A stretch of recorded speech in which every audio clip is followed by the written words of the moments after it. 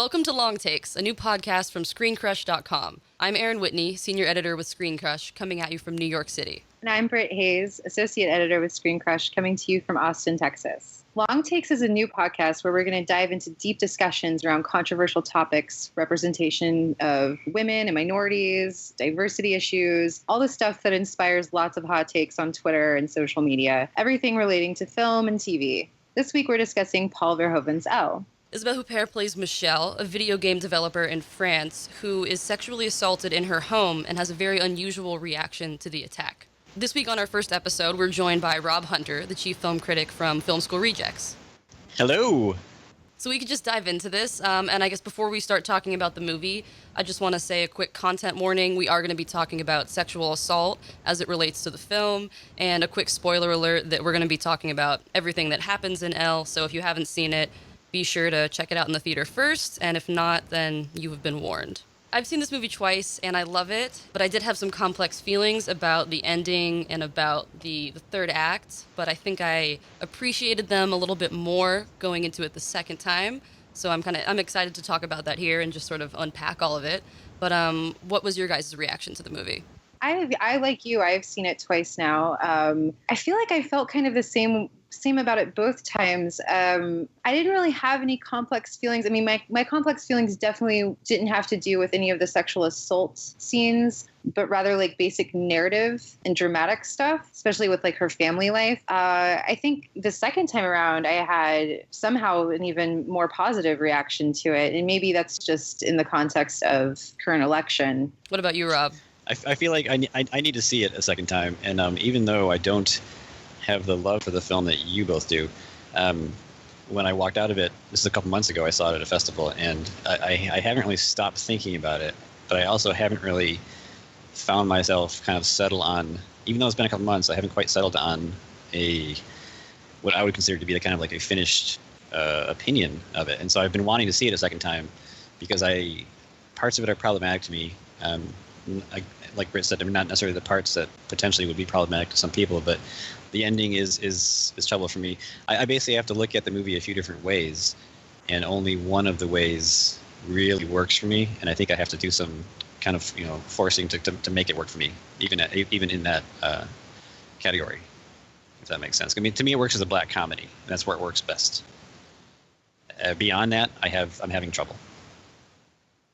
Is it so I guess it's the final twist in the movie that's sort of the most the jarring part, where I guess we could just talk about it here. She eventually, after being attacked by someone, Michelle finds out that her attacker is her neighbor, someone who she's been sort of developing a romantic relationship with, and she starts to develop feelings for him even after she finds out that that he's her rapist. So I think that's a lot of what catches people off guard. That's what caught me off guard, that she still continues to sort of pursue him and just doesn't react in the way you typically would assume a woman to react after finding out who her attacker is. I think that's the part that I struggled with and still kind of am not sure how I feel about, but I think the second time I saw it, I started to see a lot of connections between her attacker and her father, and we learned that her father is a murderer, and he killed a whole bunch of children. I think it was, how many years ago? 20 years ago? It had to be a little more. Wasn't she a young child when it happened? Yeah, so it was like 30 years ago.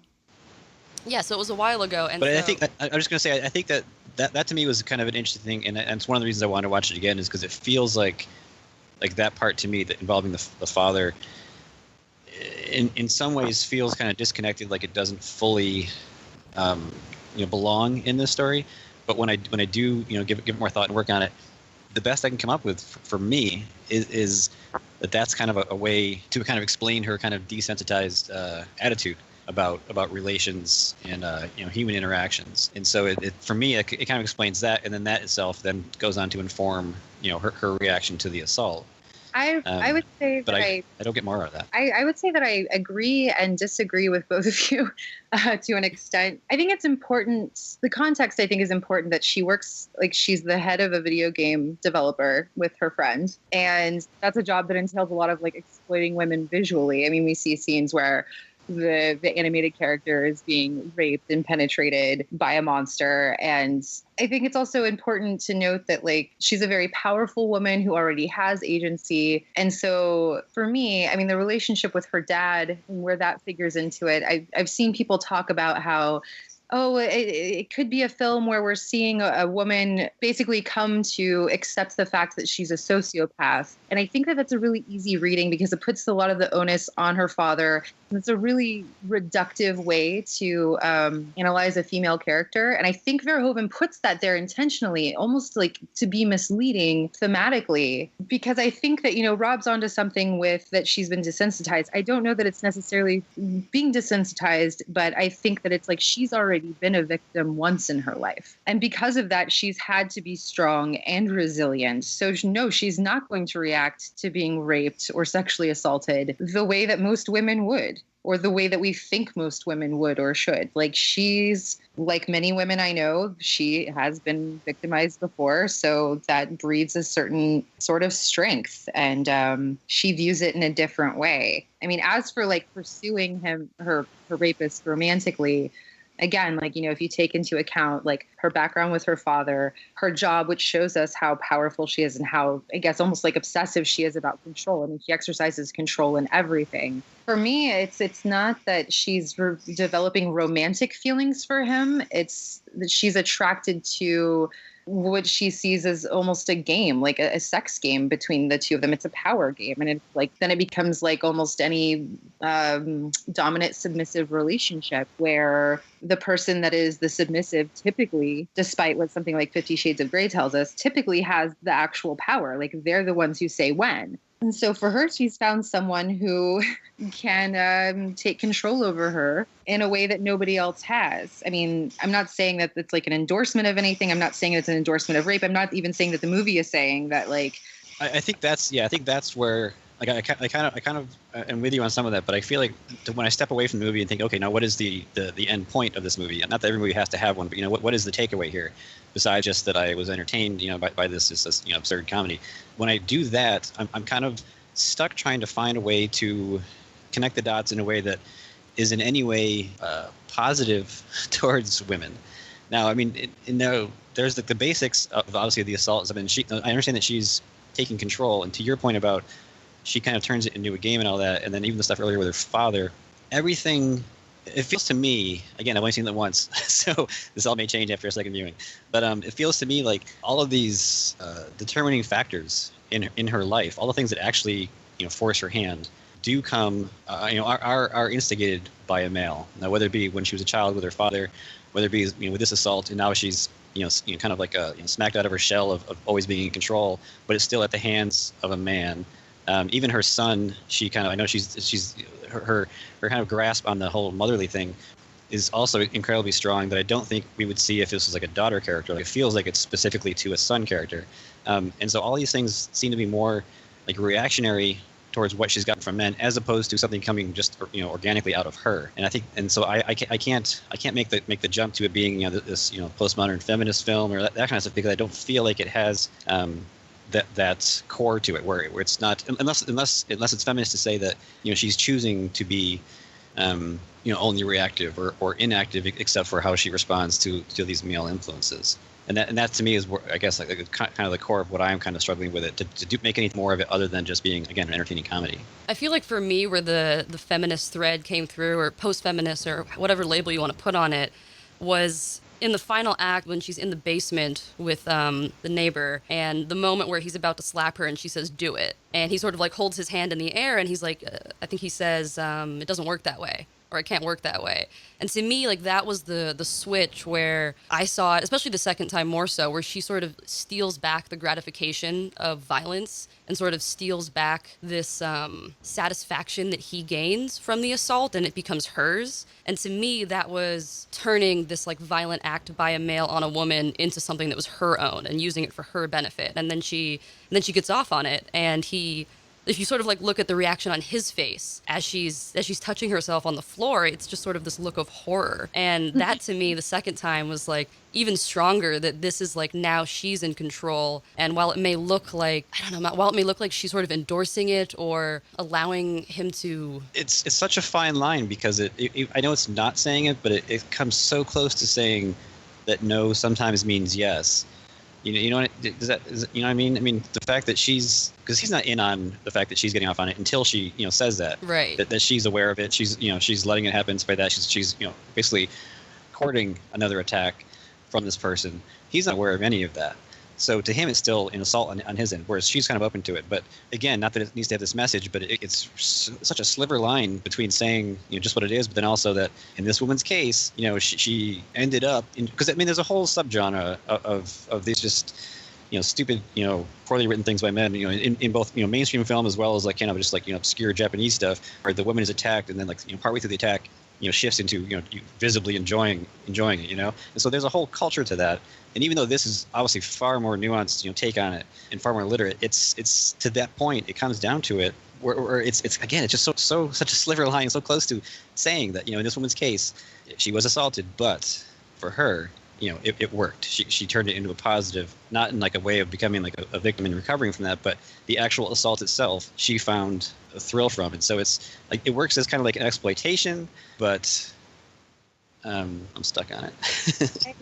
I have to. I mean, I really disagree, and I can see so easily how it could be perceived that way. And I think that's something I've been worried about the entire time, is that people are going to see it as something close to an endorsement, if not that. And it's not. To be clear, I don't believe it is, but I feel like exactly. it comes close. Yeah. Yeah, but I think like you think it comes close, and I think it's easy for other people to watch it and think that it just completely endorses it. And I think that there are really cogent arguments to be made on all sides. But I think the thing, I mean, like a really simple, if you want to describe the film in any sort of reductive way, a really simple way to do that could be, here is a woman who's having a midlife crisis, and the instigating event of that midlife crisis just so happens to be sexual assault. And it's not like a general midlife crisis. It's like a midlife sexual crisis or awakening, you could say. But I think Erin's right in saying that, that final attack or that final interaction that they have is really Isabelle Huppert, like taking the satisfaction from that guy. I mean, it's really incredible. Erin's explanation of that is, I think, spot on. It's I don't disagree with that, and I think that it is in the two performances in that scene. I think make it,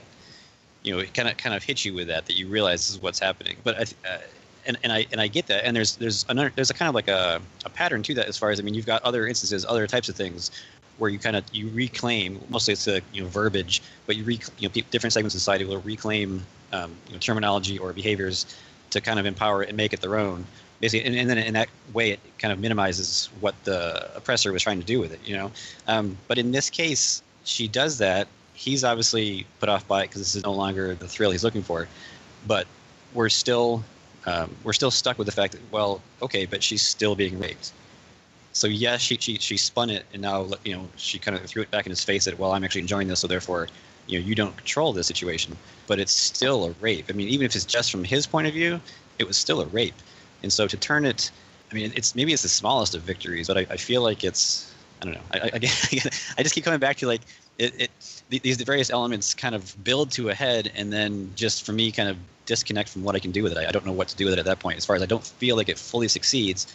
Like I feel like I understand and I have an idea of what it's trying to say and where it's going, but I just don't feel it makes that final step over the line to kind of seal the deal of its point or of its theme. I just don't know that it needs to have, I mean, I'm of the thinking for many films, and I don't know that it needs to have a definitive statement. I don't know that it needs to definitively say something in terms of like black or white. I mean, because it is such a nuanced film, because it is complex, because life is complex, because human emotion is complex, because we hold competing ideas and beliefs simultaneously all the time. I just think that there's something that is in our human nature that requires an answer, especially from our art, because we don't have those answers.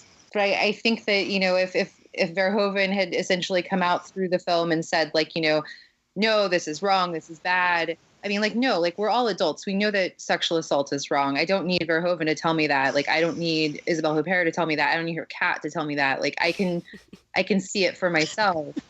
But it's just like, here's a woman who is like, very much like, for lack of a better term, she's a control freak. I mean, like, that's not a bad thing. I think that the same qualities that she possesses and shows us are usually respected more in men than they are in women.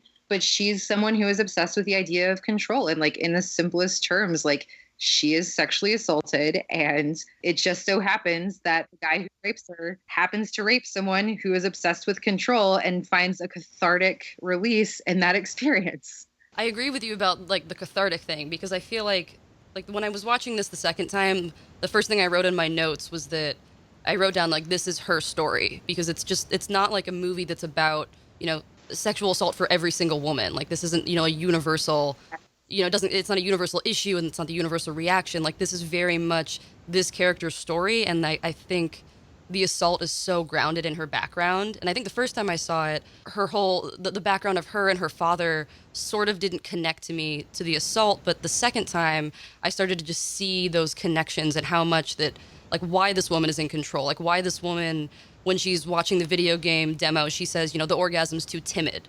Why, like, that's very much a reaction from this character. So I think thinking about it in terms of who she is, and that she was a victim when she was a child, and she still hasn't really come to terms with what her father did to her, and what she was dragged into, and how the world viewed her because of it. And I think that sort of grounds you for what happens after this assault and how she reacts to it. And I don't know, for some reason when I was watching it the second time, I started to see her neighbor as sort of like a surrogate for her father, and sort of she couldn't really, have any closure with him, because, she shows up and he's already killed himself. But I don't know, by facing her attacker, she's almost facing her father in a way that she never got to confront him for what he did.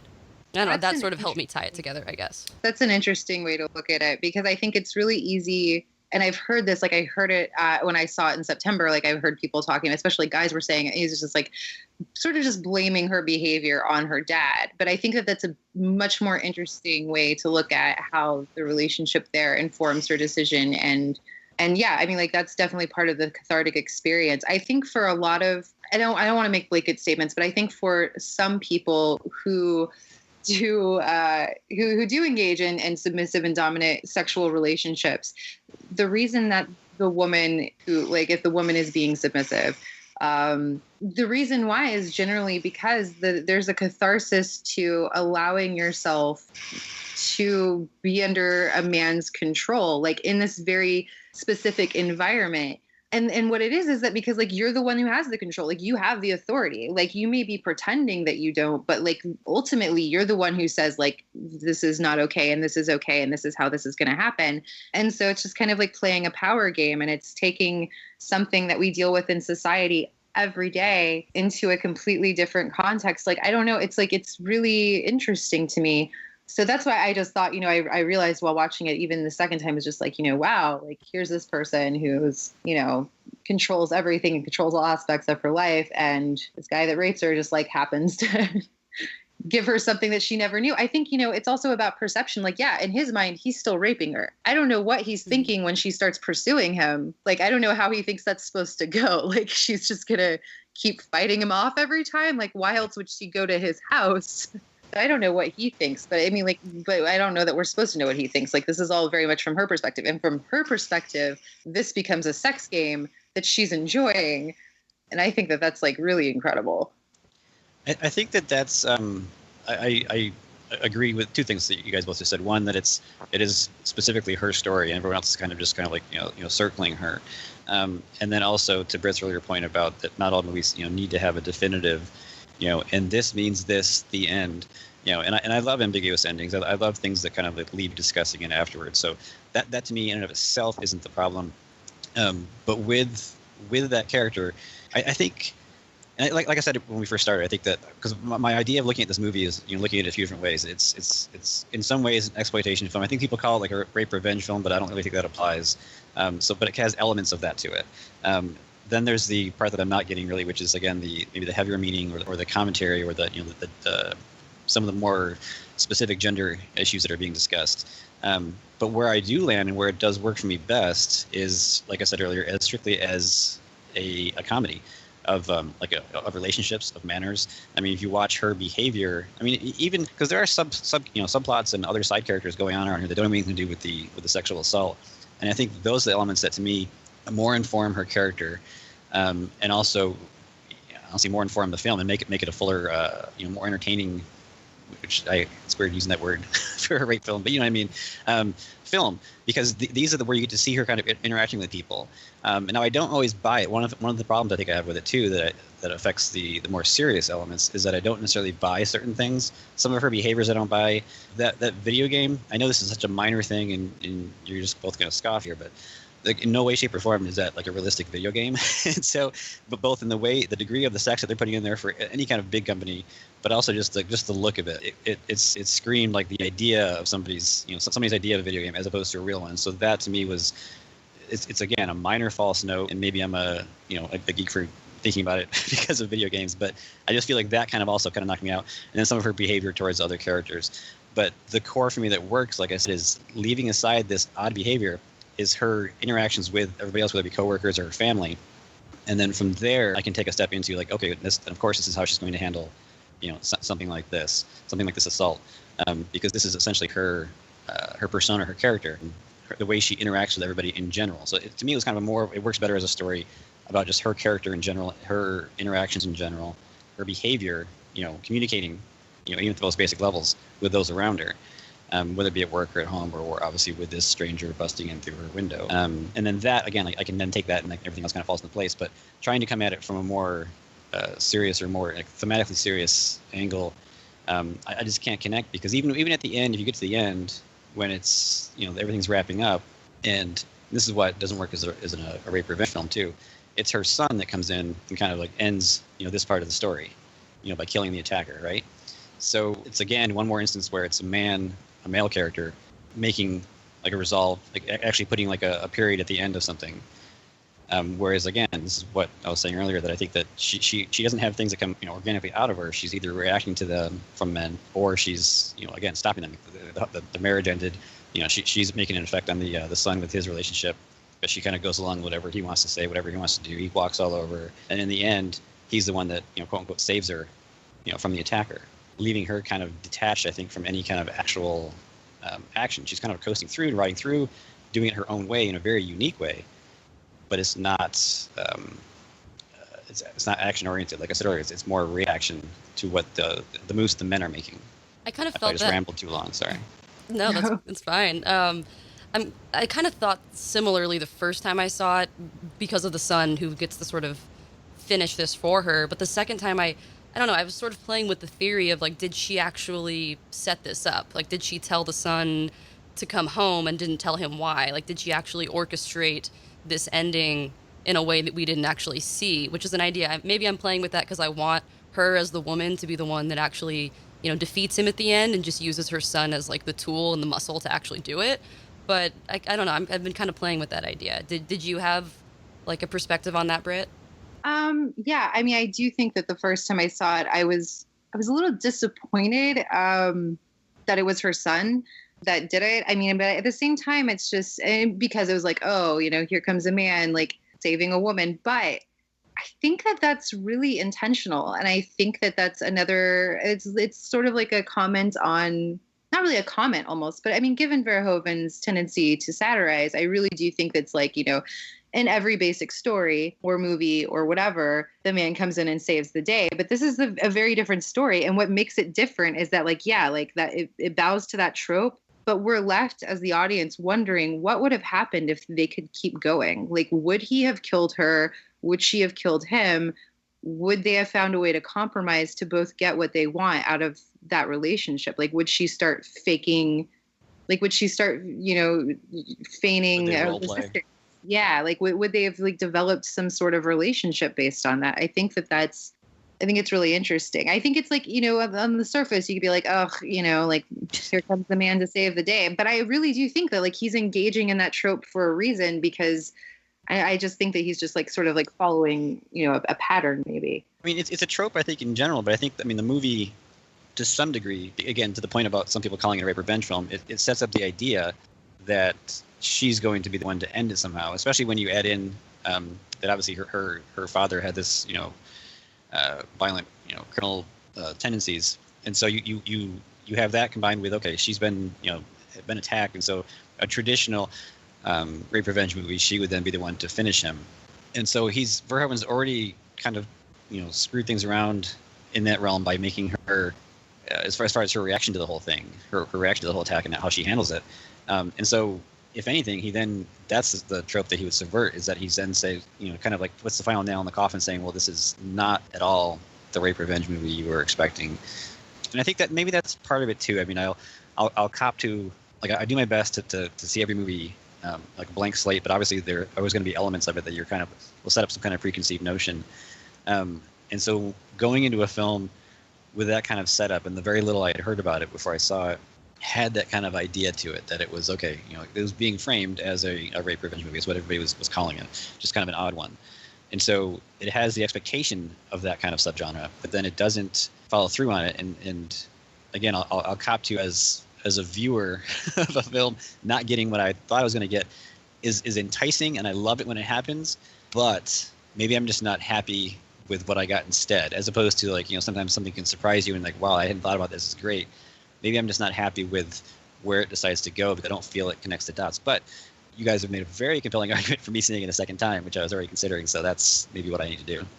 I'm also hesitant to call it a rape revenge movie, and I kind of hate when I see those headlines, especially when it's, when it's a review and someone's actually seen it and they're calling it that, because, I mean, I don't really see any sense of revenge in, the most basic sense of what revenge means in this movie, but more so that she just uses a violent attack for her own gain, in a sense, and in like this psychological, emotional catharsis to sort of, I don't know, come to terms with her past. So it's so hard to describe. Like, when I describe this to people, I don't really know what to say. Like, just, she has this odd, unusual attack, or odd, unusual response to an attack, and, like, you decide for yourself what it means, I guess, is sort of where it leaves you. I think describing it as a rape revenge thriller, I mean, it's not even reductive. It's just inaccurate, like wholesale inaccurate. Like, and I have been cringing at like review headlines for the last couple of months, just like, because it feels like it's like either they don't know how else to describe it, or they're very purposely trying to like bait people, because it's like, Isabelle Huppert tends to star in these kinds of films. And so maybe that's just an easy way. I don't know. But I mean, like, for me, like, the easiest way to describe it is just like, well, it's a darkly comedic and satirical thriller. I mean, like, really, that's what it is. I mean, like, it is. It's like, it's very satirical. It's very, like, it can be very funny. The girl that I sat next to with at Fantastic Fest when we watched it, like, we were having just, like, the greatest time, just laughing, cackling so loud. I mean, even the opening shot, like, I mean, because what it opens with is noise. You hear her being assaulted before you see anything. And I think he very smartly chooses not to get graphic in that first assault. And instead, like, the first shot we have is of her cat watching it, just sort of like casually. And it's funny. Like, it's funny that, like, the first shot is of a cat. It very much puts you kind of like off kilter. And then once the man leaves and she, calmly gets up and cleans up and goes about her day, it's one of those things where you're already kind of on edge from the audio. Then you were kind of teetering on the edge because, okay, now there's the cat watching it. But then seeing this reaction to it, it does. I mean, I was laughing through it as well. And I mean, initially kind of like internally, because I wasn't even sure if I was allowed to laugh. But once I was like, this is clearly a comedy, it works really well as one. And I will say, too, just as a quick thing to the thriller aspect, I having seen the whole thing, referring to it as a thriller, I think works for people who haven't, like, to tell people that, for people who haven't seen it, because you don't want to give away, obviously, other elements of it. But I think there's only really, like, that first, for me anyways, the first act that really works, and it works really well, works as a thriller, where you got the suspense. I guess it bleeds into the second act, too, of her trying to figure out who it is, who's the assailant. And there's actually, like, a really solid jump scare in there. I pride myself in not reacting to those things, but this movie got me big with that one window scene. So I mean, there are elements of it that work really well, to keep you tense and to kind of milk the suspense out of it before things turn even more absurd. I wonder if people should approach this movie knowing it's a comedy, or if it should just be entered in this completely like blank slate, which is I feel like how I entered it. But I don't really know how to like talk to people about it. So I feel like it's just best if you just sort of approach it not knowing anything and then like have a visceral reaction and then sit with it, maybe see it a second time. I feel like seeing it the second time really helped me. I think it's definitely. I mean, I think even as I walked away from it, thinking about it, I knew that okay, I'm going to need to see this again. I was just surprised that a month later I was still thinking, I don't know what to make of this. I need to see it again. I mean, I just was. It's rare for a movie to. I mean, it's often I'll see a movie where I want to see it again, just to see it again, but to actually feel like I need to see it again, because again, I know I like the movie quite a bit. I'm able to go as far as most everybody else in the world apparently in my love for it. But I do feel like, I mean, I said even as I walked out the first time, I do feel like okay, there are kind of subtle character moments and expressions and points that this movie is making that I need to come back and kind of like see it again to kind of take more of it in. So, but I do agree that I mean, any movie, this one especially, is probably best to go into knowing just nothing beyond that hey, it's a great director and a great lead actress. That should be enough for you. Yeah, I agree. I think that like from the moment this film was announced, I was ready because I'm a major Paul Verhoeven fan. I think Showgirls is the most misunderstood masterpiece of our time.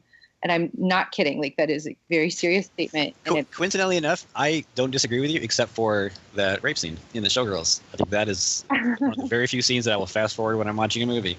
It's really brutal. Like, it's still brutal, and it's kind of jarring because it doesn't fit with the tone of the rest of the film, and not in a graceful way either. But other than that, I think it's like incredible. And so like that, and then Isabelle Huppert.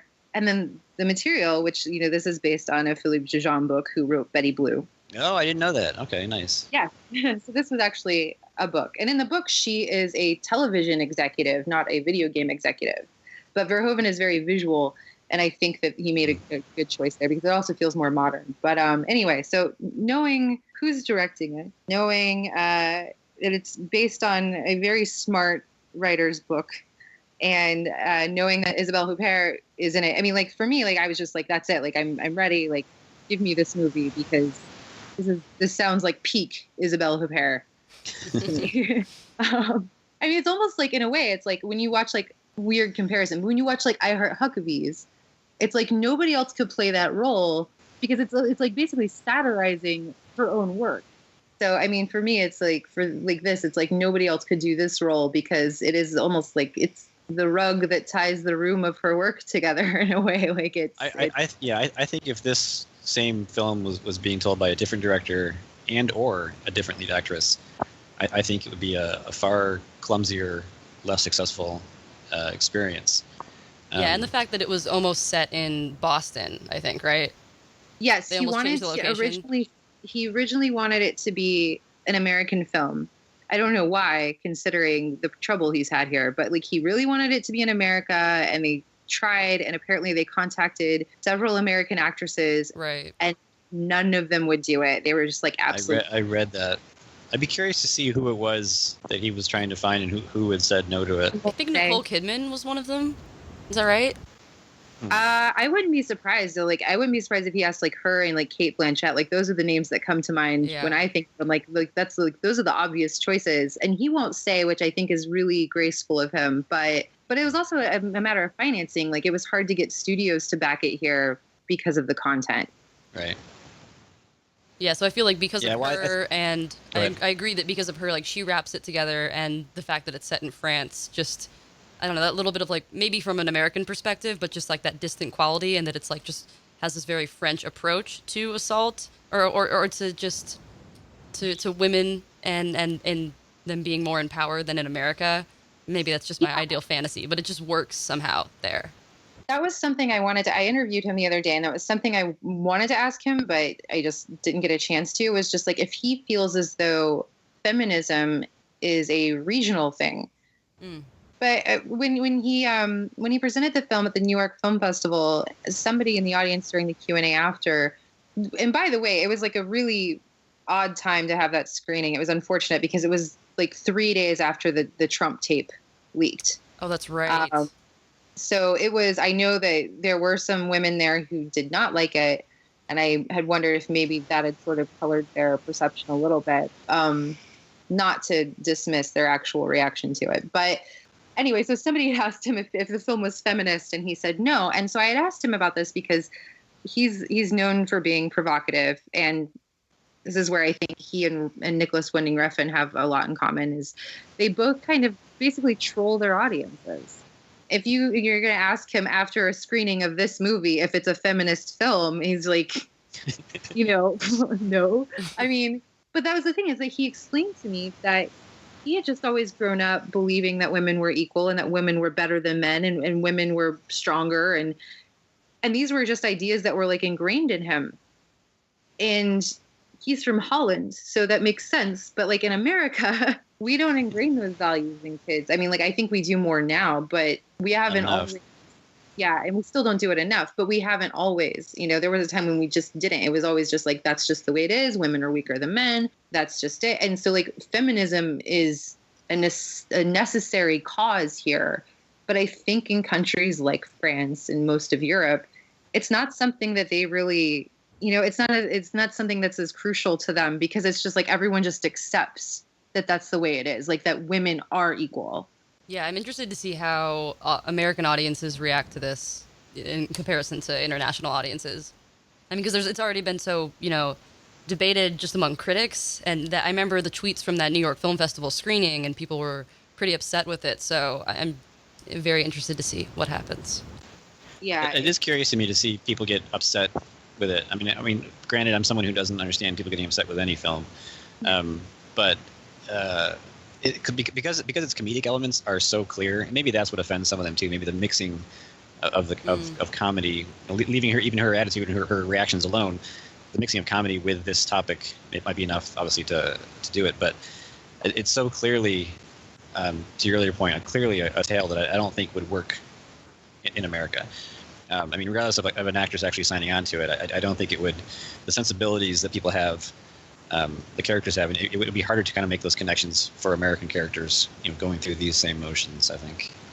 Yeah, I mean, I agree with that. I think that even because of where we are politically right now, I think to me, rewatching it again this week is just like, it becomes vital for me. Because if you just overlook, not that you should, but I'm just saying, like, let's set aside the specific topic of rape for a moment and look at the fact that this is a story about someone who has endured a lot in her life, who has become stronger for it, who has become, she is a woman with agency. She's in control. She's running a company, like she's successful, and she's faced, with someone who tries to victimize her, and she takes that victimization, subverts it, defies it, like overtly defies it, and takes control of it and turns it into something else. And I think, like, just if you look at it in a very simple way like that, it becomes a really important story and an empowering story. And especially for a lot of women, I think, and marginalized groups right now, to see somebody take something so awful and turn it into something empowering, like, that's really impressive. Yeah, and just the way that the film finds comedy in that, not in belittling or demeaning the act of sexual assault, but finding the comedy in someone's empowerment and their act of subverting it, I think, is what I love about it. So I hope that, like, that comes through to people, and then it's not just dismissed immediately for this very, like, basic, simple viewing of her as a psychopath, or, her as just a victim viewed through the eyes of, like, a male director. Yeah, I mean, I don't know that anyone could have directed it better. I know we talked about maybe, what it would be like if a woman had written and directed it. I think that it may have been a little, I don't know, it may have been more emotionally nuanced. I always think that women have a specific empathy, or anyone who has more of a female energy or identifies as female has a more specific form of empathy that men tend to be lacking in general. So I would be curious to see what that would look like. But I think that Verhoeven's sense of humor and the way that he satirizes, social constructs and expectations and and he challenges those things. And I think that's what makes it funny, is that it's doing things that we don't expect. And then you wonder why you expect things to be the way that they are. So, it makes you laugh, but then, it kind of makes you think like, well, why am I laughing? What did I expect? Wait, why did I expect that? I do think that, to your point about empathy, I think if a more empathetic director, male or female, was behind the camera on this, I did read something that Verhoeven said that it initially started out as a more, Huber's character is a more serious take on it, but the actress herself actually started shifting things into a kind of blackly comic reaction, again, through her performance. And he said that they all just shifted with her and went with her on that. And I think if someone was in charge of things who maybe valued, in this regard, empathy higher, they might have tried to put a kibosh on that, because I don't think that would have worked, because her character in the film is not, maybe this will just be my take on it, but it's not a character that I see as being very empathetic. So, difficult to be empathetic with. From and I don't mean from the incident with the assault, but just her reaction, her behavior, her attitude, and the way she treats other people. Her best friend, for example, she's not a character. She's not like a likable character in the common definition of the term. I like her because she's entertaining, and she's headstrong, and she's funny, but she's not likable in the sense of what a nice person. And I think if someone was trying to force a softer hand, or force a softer or more empathetic take on things, that it like I said earlier, it would have kind of crumbled and been far, far less effective. Well, do you guys have any other wrap-up thoughts? Yeah, I mean, like, I do want to say that we should talk about real quickly just how amazing that cat is. Yes. Like best supporting cat. Best supporting cat. I've long believed that we need an animal category at the Oscars, and this cat deserves. I mean, like every cat that's worked with her. I mean, she's worked with a few cats. She works with 2 this year. Yeah. Yeah, but the cats would lose this year to Jumpy the dog from In a Valley of Violence. I'm sorry. Oh my gosh. Actually, I just found out Jumpy the dog is in Warren Beatty's new movie. Yeah. I just saw that last night. Yeah. Okay. And I'm like, what? Good for him. Well, I my only wrap up is that like I said before, I already came into this and left the film with a desire to see it again. But talking with you both is made that more of an imperative for me, to try and get a better grasp on it, and to see what else I can see just through a second viewing. So I guess my only final word would be thank you to you both for sharing your thoughts. Yeah, thank you for coming on and talking to us. Yeah, definitely. Thank you.